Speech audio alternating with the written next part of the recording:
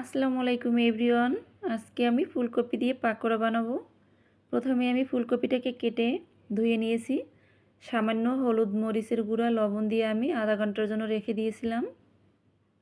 এখন আমি এখানে চালের গুঁড়া দিয়ে দিচ্ছি আর কিছুটা ময়দা দিয়ে আমি মেখে নিব। চুলায় একটা প্যান বসিয়ে দিয়ে আমি রান্নার তেল দিয়ে দিলাম। তেলটা গরম হয়ে আসলে আমি একে একে পাকোড়াগুলোকে দিয়ে ভেজে নিব।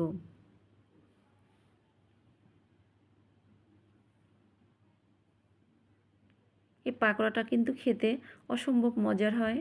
আপনারা চাইলে ঝটপট করে ঘরে থাকা উপকরণ দিয়ে বানিয়ে নিতে পারবেন।